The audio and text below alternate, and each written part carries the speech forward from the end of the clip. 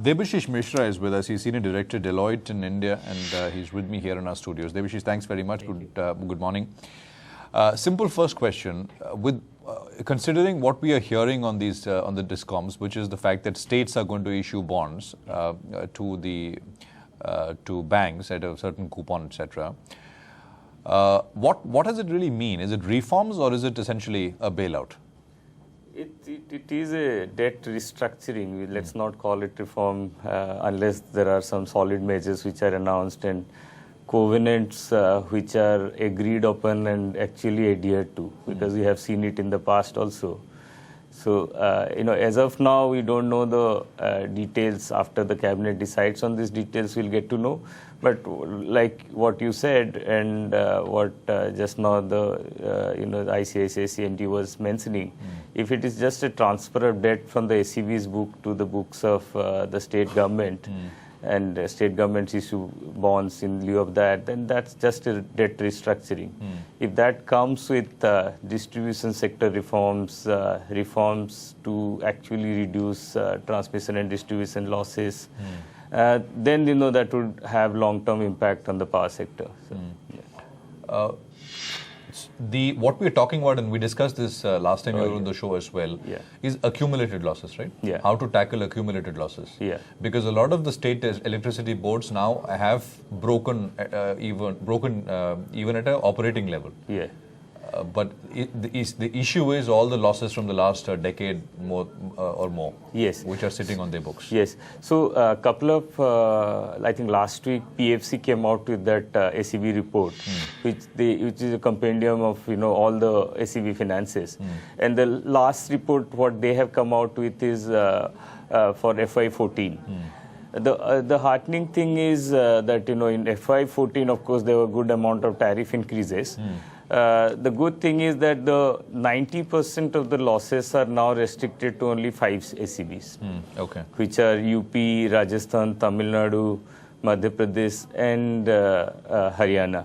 These are, and when you say losses, you're talking about accumulated losses. This is, in fact, I'm talking about FY14 PAT losses. Okay, so which is almost, I think, accumulated losses will not be any different from, much different from this. This is symptomatic of that. So, okay. And these 5, say for example, in financial year 15, the latest numbers, are these breaking even? These 5, which no, they would have gone worse. I mean, there is no reason why FY15 number would be much different from 14 number. In fact, FY15 was an election year. And the amount of tariff increases in FY15 was not as much as what happened in the earlier year. So, but then there was also input prices which came off, coal, etc., which came off quite a bit, right? Came off, but what happens is in many of these states they have signed a lot of PPAs, but the demand didn't take off. You would have seen in entire FY15 the IIP numbers were pretty weak, and that had an adverse impact on the SEB's sales to the industrial customers, and that had a severe impact in FY15. So coming back to where you started, so many of these states. They have interest and debt servicing burden almost more than 1 rupee per unit of power sold. So unless it is taken care of as a one-time exercise, they cannot start from a place where tariff increase can take care of their problems. So hopefully whatever cabinet decides today. No, so you're saying that what is that number? 1 rupee per unit of power of supply of power to a customer. So let's say a state has 5 rupees of cost of power sold to the customer. In that place, almost 1 rupee is what is debt servicing. Okay. And what they're getting from the customer is, let's say, 4 rupee 20 paisa or whatever. So unless you take care of that as a one-time exercise, you cannot have many of these states also have had a good amount of tariff increases in the past. Yes. So unless the debt is taken out of the system, as a one-time exercise, tariff may not solve the problem, and loss reduction is a more long-term exercise. You cannot have a T&D loss reduced overnight. So that's a more long-term solution that comes with investment and in operational efficiency and stuff like that. Yeah. No, so what you're saying is, so then this is what is required. I mean, one-time solution is transferring the debt. Yes, and you know the debt, why it accumulated in many states like Rajasthan is, as I was telling you last time also. Many of these states, you know, they declare subsidy for farmers and rural residential customers. But they never actually pay that subsidy. So you declared subsidy vis-a-vis actual subsidy received by the SEB in many states was quite pathetic. So what they do is then the SEB actually borrows money to fulfill that gap. But most heartening thing is, so that's in that sense also the state governments have a moral duty to... But how, what percentage of this is, I mean, the problem, this specific issue would be what percentage of the problem? That varies from state to state. Like some states... not having regular tariff increase is the problem, like Tamil Nadu, which now they have started doing. But state like Rajasthan, this was a problem where subsidy was declared but not paid.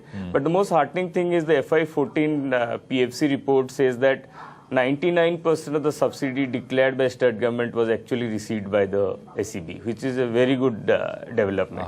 But this is only for 14? Only for 14. Okay. So this accumulated problem of the past, I think is, will be taken care of in this kind of a debt restructuring. So.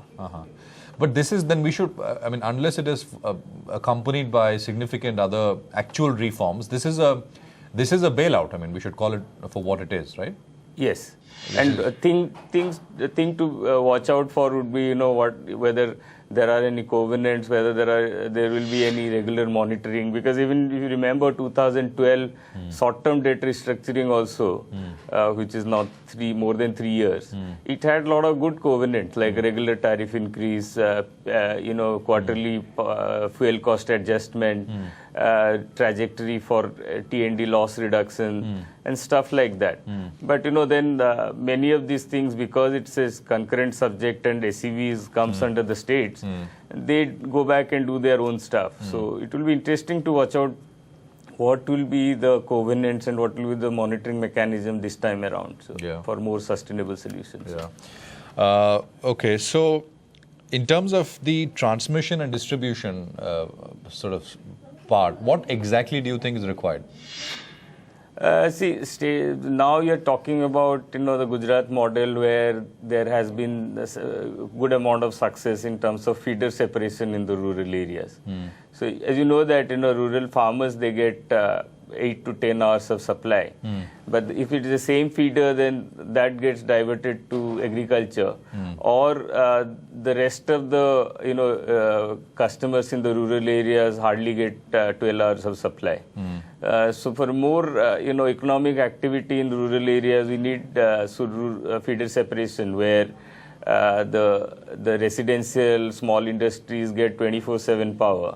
Rural industries and agriculture. Yeah, no, agriculture continues to get 10 hours or 12 hours of supply on a separate feeder, because it is intended that they will consume during the off-peak time, where it costs less to supply to them, and for the rest of the customers should get 24/7 power, because that's the aim of the government also.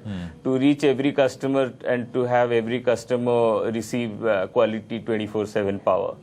And, from the earlier time also, APDRP, RAPDRP, these are programs which were launched to reduce losses in the urban areas. It has had its impacts, but I think the next level of solution has to come from more, technology-oriented solution have to come. And more governance issues need to be discussed. Again, when we talk about AT&C losses, it varies from state to state. There are states where they have achieved 15 to 18% kind of a loss level, which is quite good in the Indian context, because these are integrated utilities having urban and rural customers. But then there are states which still have 40% plus losses. So country as a whole, if you look at the last PFC report, we have done well in reducing by around 2.5% loss levels. But then there are pockets where massive amount of reduction is still possible. So it has to be a solution which is discussed with each of the discoms and then properly implemented. So. Are you hearing that that could be a part of this as well, the entire package? Or this could be this one-time exercise, moving the debt away from the SEB books? This will, to start with, it has to be a one-time exercise. And as I was mentioning that, many of these states which have a lot of inefficiency may not take part in this exercise itself. Because there are states where the cost structure is low, the level of access is low, inefficiency is very high, but financial losses are not there much. So they may not form part of this. People who would form part of this would be, the 5 states that I mentioned, which have huge accumulated losses. And definitely, I think government will make sure that many of them would start doing the stuff which is give them long-term sustainability of the sector. Like we are hearing that Rajasthan is already announced a couple of distribution franchisee for cities, and they will extend it to many cities. They are also talking about the possible generation asset sales. So wherever I think they will sign up to this debt restructuring, there will be some covenants, and which will be good for their own long-term sustainability. Debasish, we hope you come back to our studios tomorrow and we have the final details of this expected to come out later in the day. Thank you indeed.